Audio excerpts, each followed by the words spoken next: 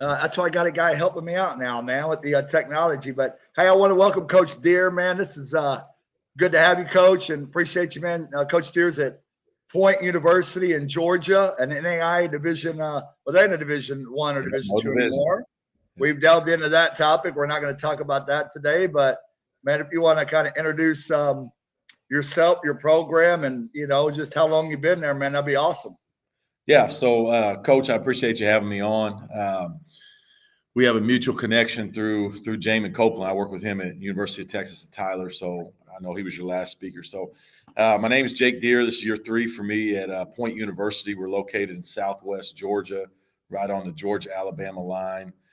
We're an NAIA institution, and like I said, going into year 3, so just trying to get better every day. Man, he's coming up. Coach is coming up of a championship run last year. Man, I know COVID was weird because they didn't name a champion, but you guys, I looked it up a little bit, man. Y'all were first, man. It's probably as good as they've been. So the pressure's higher, man. That's what we were talking about before the recording going, man. You guys are 3-1, so you got to start all over and get these guys to understand that the process is kind of like recruitment. The process starts over again. Last year's gone, man. So even though y'all are off to a good start, man, how are the kids adapting? Because now y'all are the returning champion. I know that was a different kind of preseason for me with our players. How about you? Has it been different? Yeah, definitely different. So we're currently 5-2. We're 3-0 in league. And check this out. This never happened to me in college sports before. We finished number 1 in the league, and had the best winning percentage in the league and got voted second in our conference tournament last year. How's that happen? How's that happen? Oh, man. How's that happen? So, no, coming back this year, I really thought our guys would have an edge, a chippiness to them, kind of unsettled business. And honestly, I'm pretty transparent. That's been our biggest battle so far, putting to death last year. And we're not last year's team. We've accomplished nothing. We got to do it all over again. And guys think that teams are going to roll over when we walk in the doors, and we got to put in the same level of work, the same intensity.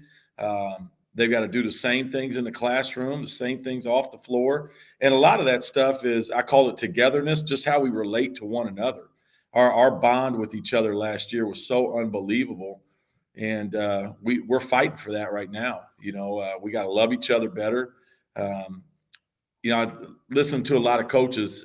They talk about, how your team treats each other off the floor. A lot of times those are the teams that achieve the highest level of success. And so we spend a lot of time in that team building connection part of this thing called college basketball. So, man, well, like I said, part of me starting this, part of me for waiting 3 freaking years to start it was so afraid of technology, and I eventually said, man, it's not. I don't care if we if we have a little glitch or the sound ain't the perfect thing yet. What I care about and what I've been trying to do, and my mission now, my passion is, man, with all the problems with the game, I don't want to call it. I mean, I love the game. Talking about with recruiting and all the misinformation. Yeah. Like today's title with you, I'm trying to think of because I keep hearing I've been robbed, I've been tricked, so part of my mission with this, with college coaches like yourself, just coming on informal, nothing really scripted, is getting insight to the public with all these kids out there and understanding from a college coach's perspective some things that actually matter. So for me, without being tricked, I wanted to say, like, one question I had for you outside of NAI, man, is how will a player know at Point University the difference if y'all are interested in them or you're going to offer them? What should a player and parent like decipher as far as interest versus an offer? Yeah. So no, that's a great question, and I think for every program it's different, right? Kids are so inundated with information from prep schools, college coaches, high school coaches, those kind of things. And I'm old school. I think a way I differentiate myself is I call them. I'm going to call you every Sunday. I block out 2 to 3 to 4 hours of time every Sunday to make recruiting calls. I've always done that. And the guys that I'm interested in, I want to cultivate a relationship with them over the phone. And I'm not going to interrupt you. So, because what the area and world I'm in and what I'm trying to do and help connect not only coaches, but really increase knowledge and the preparing and what really is important. So if they're not getting a phone call from the head coach, they're getting they got, you saw them in the summer and said, "Hey, Johnny, if you're getting calls, those are kids probably that are higher up on points board. No doubt. So would you say that's one of an indicator that you guys are interested in offering them? Because again, I'm trying to help players understand interest ain't an offer. Yeah, and I think anytime. So here's the deal. Here's a selling pitch that I got with Coach Copeland, UT Tyler, is if a head coach is calling you, they determine playing time, they determine rosters, they determine roles. If a head coach is calling you, they're interested. And you just got to get that's genuine interest.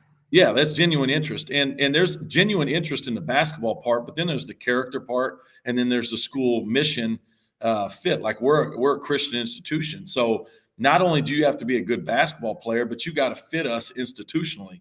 And the only way we're going to figure that out is if we have a relationship. If I call you, you call me, I vet you, you vet me, you come to a campus visit, you see what we have to offer, if that fits you, and then we'll sit down and talk about an offer. But an offer, like I'm not the guy that go to an event and then boom, you get an offer from me 24 hours or 48 hours later. I don't do that.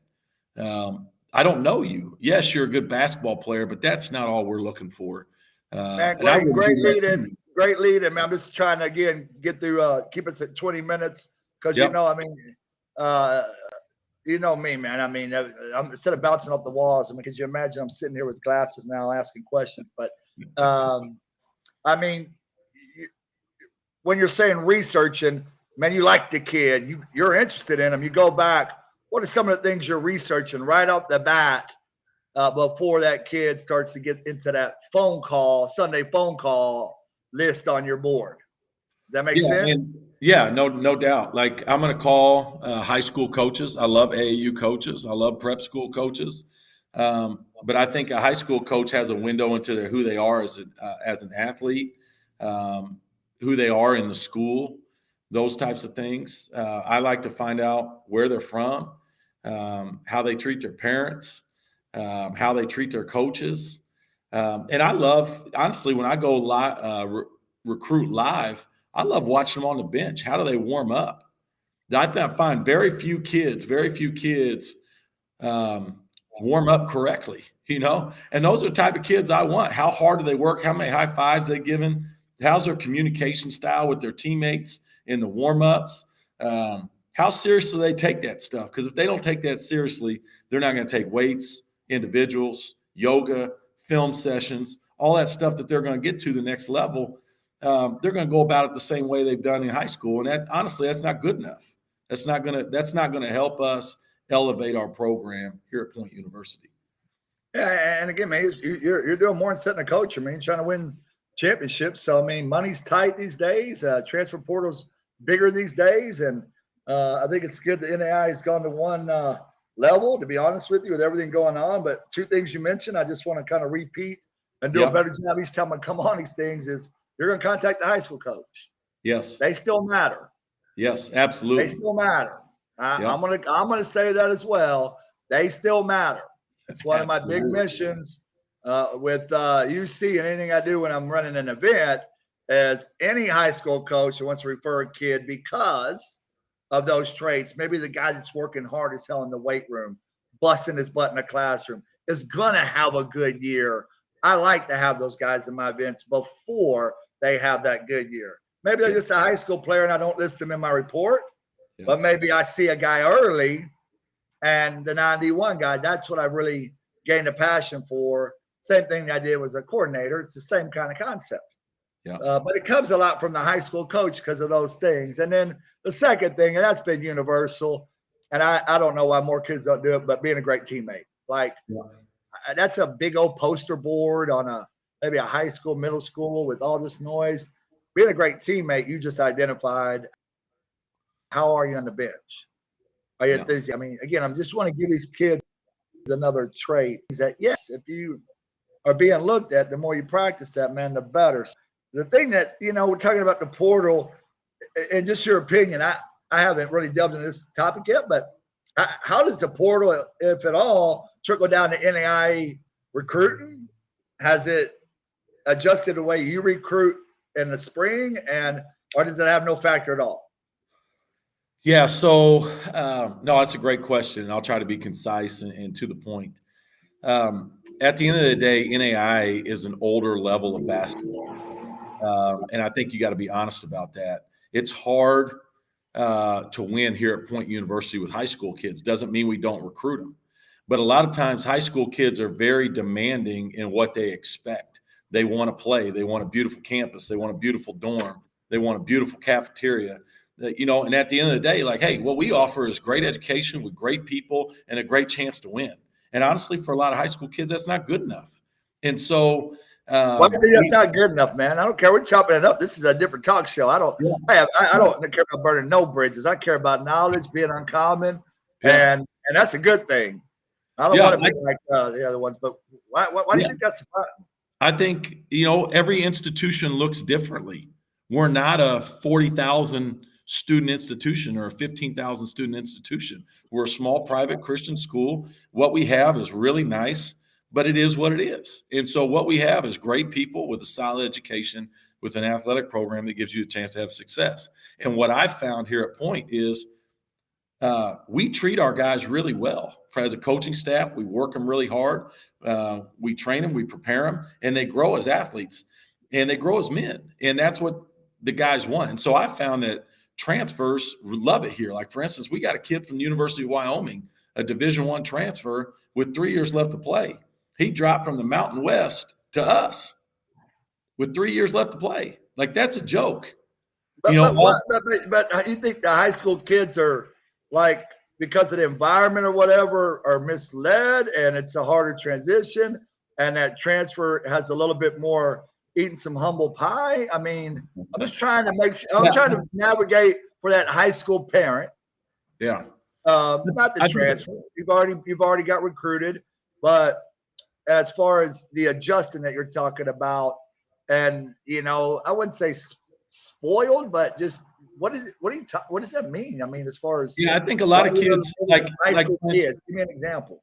Like, for instance, you coached on the college level. It's hard to win with freshmen right away. And you get kids that, like, I ask them when they visit here, what's your expectation going into next year?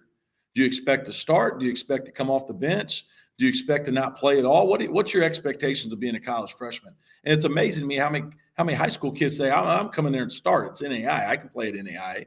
And I'm saying, okay, we got 6'9", first team all conference kid at a power forward. We got 6'11", Division I transfer. We've got a 6'4", first team all conference JUCO kid. We got a 6'3", Division II transfer, second team all conference. You think you're going to start over those kids? Like, it's unrealistic, and it's, I love the high school kid that comes in and just says, hey, I want to work as hard as I can. And I want to get what I'm able to earn. Because I tell kids, I don't care if you're a returner. I don't care if first year. I don't care who you are. I'm trying to put the guys out there to give us the best chance to win. And guys are not honest. A lot of young kids and parents aren't honest with how big and fast and strong a lot of these players are. And it's hard for them to compete right away. So I think if they're humble and they're willing to wait their turn, kids can really walk into good situations at NAIs. But I think a lot of times high school kids come in with unrealistic expectations.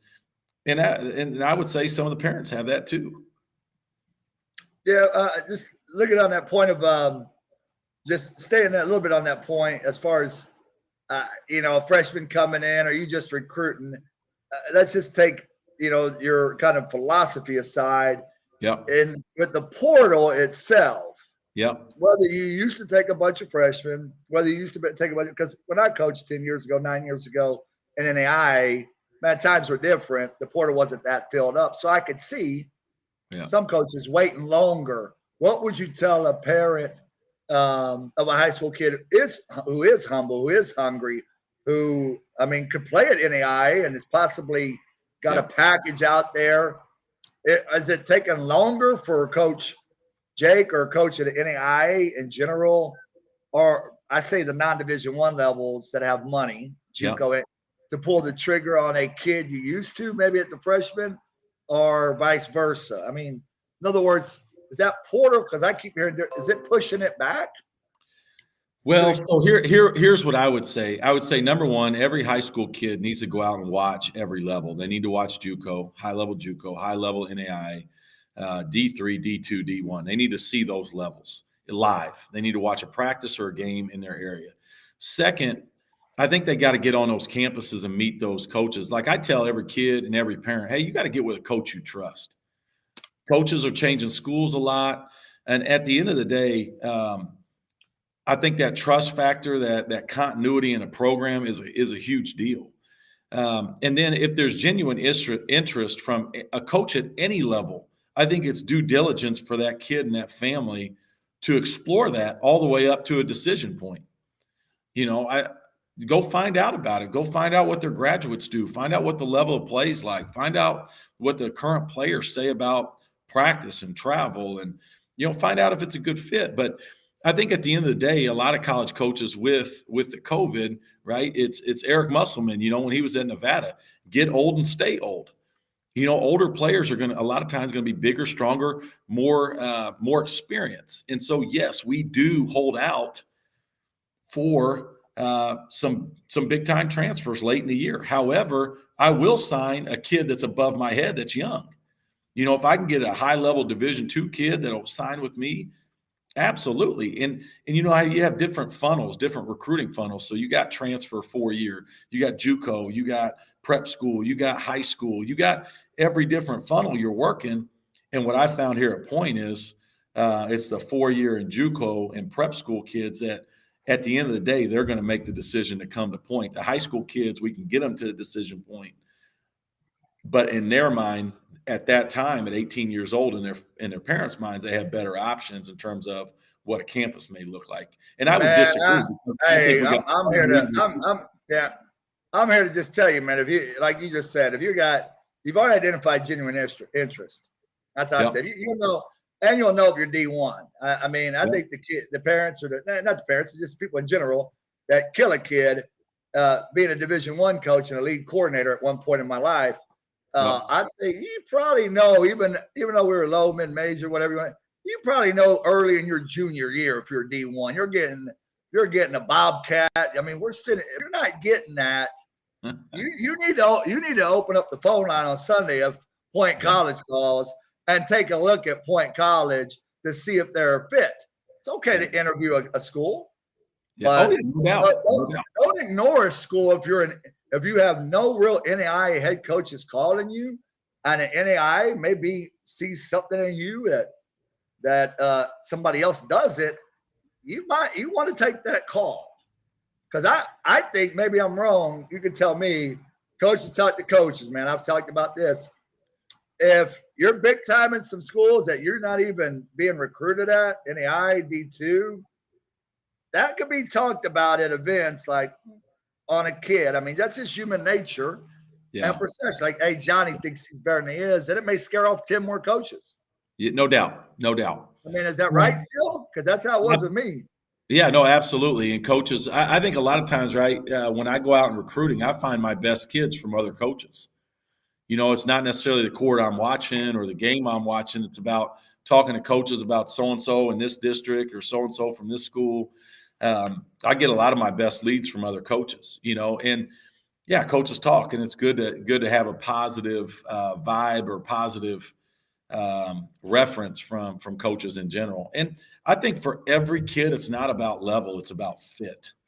Do you want to go somewhere D1 and do you want to sit, or do you want to go and be all conference? Do you want to go somewhere and just be a role guy, or do you want to be a stud? Like, I think then we ask all those questions, like what is your goal as a player? And I think it's all about fit. And I think it's fit with the institution, with the degree, it's fit with the mission of the institution, it's fit with the coaches. Style of play, level of play. I mean, that's kind of what I'm trying to create without being even talking about events or camps. I mean, I've always just wanted something when I was a non-Division I guy, which was 18 of my 21 years, that you could maybe find a kid that fit. It's really that simple. Yeah, no, absolutely. When I use the word fit, I mean, that's really all I'm trying to evaluate, and I'm trying to help them gain as much knowledge. This ain't about recruitment. The ones who take advantage of both, they pretty much navigate their own way to their highest potential level. But at least they're not tricked. That's what are you being tricked by what I get them like now that I'm on the other side is what I'm trying to do with this show and getting people like you to tell them and talk to them about what's important. I get the other side late, how they've been robbed or tricked. And so the more information, knowledge is power. Yeah. If they're learning off the show, if there's 5 kids, like I said early on, and 5 parents that watch the run and they take 2 things, good for them. That's straight from the source. So, moving forward, I got a couple of questions. I know you got to get back to work and prepare for the week, but level aside, I've always want to ask like one question that kind of involves what a kid, again, outside of his jump shot and what level he is or not from Division I to Division III, what's one thing that a player could do if you got a lead and you went to the court to watch them that can stand out to you? What stands out that says, dang, man, I'm going to call him Sunday? Like he's already a good, credible lead. What stands out when you leave the game that's going to make you say, oh, we want him? Yeah, I think it's motor. And I know coaches talk about that. Obviously, you got to be skilled for there to be general interest. But like I care, like I know Coach Copeland talked about a care factor. When I'm watching you play, can I tell that you care? And I love that. I think that is so true. Like if you're having a bad game offensively, what else are you bringing to the table in your hustle? How hard you run the floor? What's your IQ like? Are you willing to give the one? You're saying, hold on. So you're saying as a professional scout, you could tell if a kid, even if he's 0 for 8, because this is great, has missed 8 shots, that he's a next level shooter. And so you're not really going to scratch him completely for that, but you're trying to find out other things. You're blowing my mind here. You're blowing my mind, Jake. No doubt. Jeez. So you're as a professional evaluator. Like being not a guy from the show, not a guy on the court to tell you, hey, you got to play. You could probably tell that kid's a pure shooter, even though he's 1 for 5 in that game. So now you're looking at those things. No doubt, no question. Because every kid's going to have an off night with me here at Point. And what else do they do that help us win? Can they still be a great teammate? Can they still play as hard as they're capable of? Will they still run the floor? Will they still dive on loose balls? Will they still give high fives? Will they still make eye contact with a coach? Will they still do all the things that winning requires? Yeah, affect the outcome. Can they affect the outcome? Absolutely. And again, and that goes along with some of the mentoring and just what I do in general, in sense of telling these guys, man, make a coach come back and watch you again. They're going to be able to tell if you're a high level athlete, a college level shooter, whether you're 2 for 6 but you can always do these things. Yeah. It's like a learned trait. Yeah. And they're not dummies. They're gonna that does factor in, because I think most kids hurt their recruitment and expose themselves by overhandling it 28 times. And it's just human nature. These kids are in the spring now, and they think that's going to jump out. Yeah. That's why I asked the question, going 7 for 23 and doing nothing without the ball in their hands. And I'm not saying that's when they're pressing, and they're pressing the wrong. They're pressing, and whether it be a college visit, an elite camp, they're close. Like I say, yeah, you're probably going to already have the research that he's a 42% shooter. Do those things. So, but I mean, that's a great information, and I think it's just a reiteration of what guys across the board at your level have been saying on my show so far. And I wanted to kind of ask you, and you've already kind of answered it, but I want to be as specific as I can for the last question and then 2 key points. And this is for freshmen, not transfers. Do you feel players coming through what they come through nowadays are more prepared than 14 years ago when you started, or 15 years for the transition? Are we, is the select, I'm not dogging anybody, but do you think the freshman now, as opposed to 15 years ago, is more prepared? I ain't talking about ready to play, but more prepared for a freshman. Do we have a setup that prepares these kids for their freshman year? No, the easy answer is no, but I would say two specific things. Well, maybe three. Number one, I think the adversity factor. I think when the kid hits adversity, how do they respond? You know, it doesn't help to complain about it. It doesn't help to go to mom and dad. Like, meet it directly. I love the kid that comes to me one-on-one. Coach, why am I not playing? Coach, what can I do to get better? Coach, can I watch more film with you? Coach, can I get in the weight room more? I love, and those kids are very few and far between. You know, I think so that the adversity factor. Number two, I would say, is athleticism and strength. You know, I don't think a lot of high school kids and even junior college kids are prepared weight room wise for an elite level, whether it's Division III, NAIA, Division II, Division I. I don't think the majority of them are ready. And I was really blessed to work with Coach Copeland and gain the experience from the weight room and weight training from him that I've been really to elevate our program that way. Oh, he's a machine. He can walk on his hands like 2 football fields. Most coaches can't do that. If there was ever a coach's charity event and you had to walk on your hands, man, I'm betting on Coach. But that's the whole news, man. But so just, I mean, I don't want to like manufacture the answer, but I'm like, don't trade teams all the time. Unless you're mid-major and select basketball when you get benched. You don't want that circulating. Go through the varsity and get in, especially if you're on a main team or whatever. Go through a little varsity and get yourself some playing time for 3D hoops or one of these teams that coaches can identify with in Texas. Or, I mean, every state has its bigger teams. And it'd be like earning your way onto the floor your freshman year or sophomore year in college. But it's a hard world, man, because after a month, sometimes it takes more than one tournament to it does.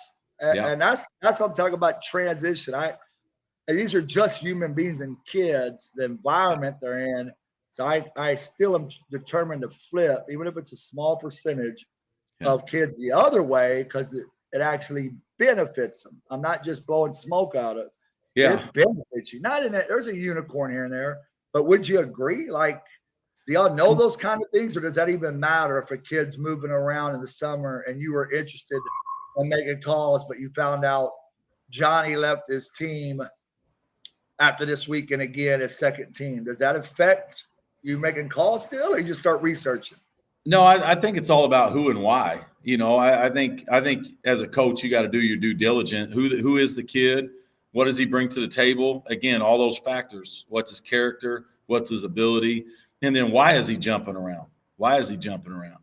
You know, I think you got to explore that. It doesn't mean it's always right, but it doesn't mean it's always wrong either. And then I would say also with kids getting to your program, you know, I think the kids that go through the adversity build trust, and coaches are going to play kids they trust. Well, man, I appreciate, like I said, you being on, taking some time out on Sunday. I know you're watching film. You just got off of a game. I know how Sundays are, man. That's a time of rest, but a time for most coaches also to watch a little extra film and prepare for the week and get your plan ready to go. So, man, hopefully, like I said, that I continue to help grow the game. And my passion is really the non-D1 levels. I mean, that's why I'm talking to small college coaches. That's where a vast majority of kids are going to land anyway. That mid-major kids don't need really a lot of help. They're on every ranking. People know who the hell they are. And all they're going to have to do is figure out their first year if they want to stay in Division I or if they're going to be NAIA or JUCO, because they're going to have to figure out the same stuff we talk about. That's what I tell the higher level talents anyway. I've had some kids that were Division I at my events. I said, it doesn't matter what you learned today or got exposed today, unless you want to drop to NAIA. Nothing gets NAIA, but if you're Baylor, you stay at Baylor. Yeah. In other words, don't be overwhelmed this is still a trend to me, Division III all the way up to the high majors. It's what it is once high school basketball ends. Yeah. Yeah. And so it's good to have small college coaches from different regions kind of reiterating some different points. But I think the 2 or 3 things that I got today that haven't been said yet is that you still, and a lot of coaches still talk to the high school coach. Absolutely. I mean, so don't negate that. Again, unless you're in the 0.1 percentile, the mid to high majors. I ain't saying that selecting those guys don't help those kids either, but that call still is going to be made to the guy that knows who's in the weight room, knows who's in the classroom, knows who's doing things day in and day out around people around the school, the high school coach. Yeah. And that's not his job, but yeah, they'll probably get a call.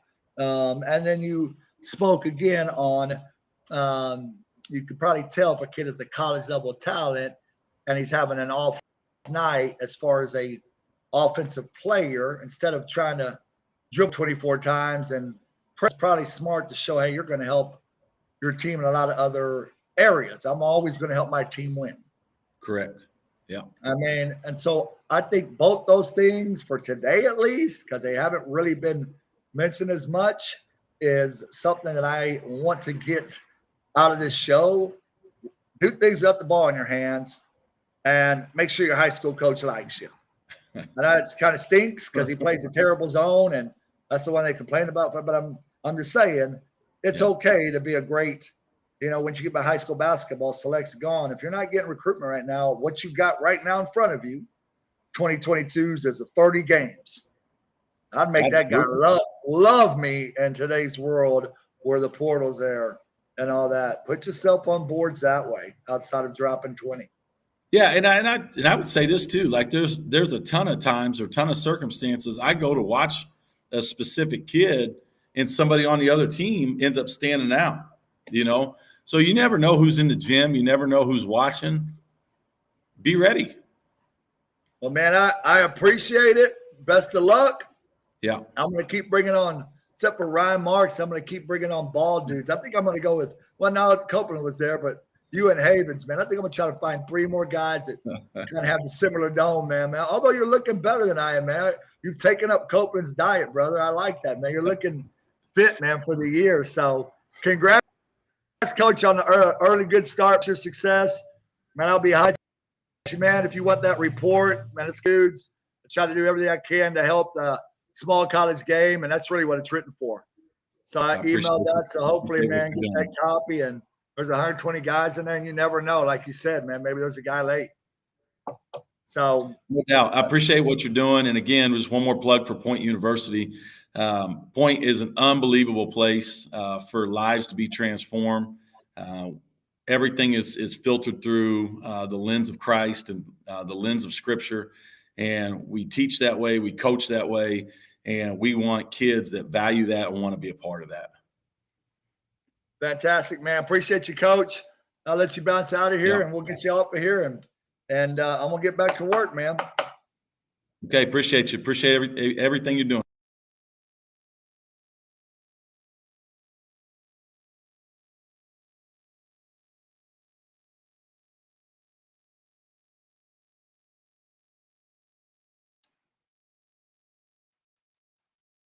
I can't hear you, my man. All right, Coach. Good to see you. Good to see you, Coach. My thing, if it dies, it dies. But man, that was good, and I think that was good by good timing and a short, nice interview. And I think Coach Jake, I keep reiterating, Coach Sherrod, what man I've been trying to speak about. Whether it's 4 kids in the stands, you know that for a long time, it ain't just hitting the streets and hit it running. When everybody says, "Oh, you're doing great things," I want just same kind of love. I've been trying for 6 years, man. And we're trying with that mindset and that mind and that background and that information. And you've been with me with 3 dudes in a gym when I've offered it to everybody and 100 listening to the wrong stuff. Man, it's amazing. Those 3 dudes, the Levines and all that, Cody Farmers back then, all went to college, stayed in college, and have won championships in college and are getting their degree paid for. Yes, so sir. Back then, I'm very, very confident about Uncommon with what it really stands for and what coaches are really looking for. you can call it UC exposure. It is UC exposure for a reason. Yes, sir. Yes, sir. Got that right. So now that you are going into the fall, what are you doing now that fall camps have ended? I mean, I just finished my report, which is the 120 kids from the 8 camps that were, deemed top prospects. Proud last year that the report ain't a ranking. It's kind of, like I said, an assessment written by college coaches. The level that we project in there is from college coaches that are on staff. And so that report right now is circulating amongst the non-Division I levels on 120 kids. I mean, I was cool to see 87% last year in that report, and last year's report, end up with college opportunities. That's about the level that the coaches that helped me, not just me, projected in the write-ups. We thought their highest potential was here. So it was good to see that. And so that report's out there. And a lot of it, man, is on kids now in every ranking. And that's really because we're talking about write-ups. What is a recruiting game plan? That's totally separate. What the recruiting game plans, got the athlete profiles and things of that nature. It's unlike a service, man, because you kind of got to qualify. I've only offered them to top prospects at camps. I've seen them. They got a real shot, and I just make it really affordable. So we do a little bit of everything from editing film, picking programs that fit, me talking to coaches about their needs. And so I build a plan for both sides, which is a lot more work, kind of like somebody who films highlights. Mm-hmm. I'm taking all my knowledge and all my list, and we're creating more of a plan than a random profile company that calls you and has a script, a database telling you're going to get to college. I don't sell that. I just increase the heck out of your probability by building a plan that fits charade. And so that's what we're working on. I'm now opening that in November for players that qualify. And really, you just have to have varsity accolades and want some real help and have a real serious drive to play college basketball for me to work with you, because I make it so affordable. Okay, so it's last question. It's just an in-season plan.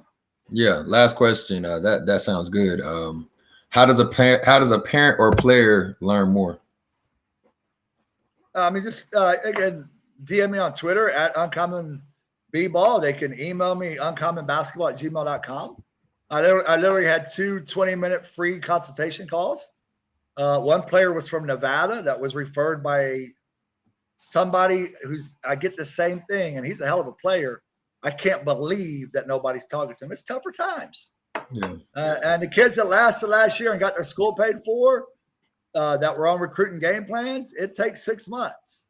That's why I'm offering it. But the kid in Nevada is ranked number 2 in the state. I don't know what Nevada competition's like. So for me, you have to have some right up the bat varsity accolades, and it starts with an evaluation. So if you didn't come to that camp and you want real help, and you don't have a lot of recruitment right now, but you're coming off all district, then we start with a professional evaluation. I even have college coaches evaluate and write notes. And that's how we start, because I didn't see you in person. At least it's genuine. If you approached me to build you a plan and you're an all district or a kid that's serious about playing college ball. Okay. Sounds good, Coach. Well, you have a good rest of your day. And, we'll chop it up next time. Man, just give me that link. I am going to keep on grinding and go from 30 subscribers to 300 to 3,000, because it's too much by the time we get to Christmas break to have 25 to 27 college coaches giving that information out for people not to know about it. And that's on me. I'm going to figure out a way to reach a broader audience with these videos. Make sure y'all subscribe. Make sure you subscribe to the channel.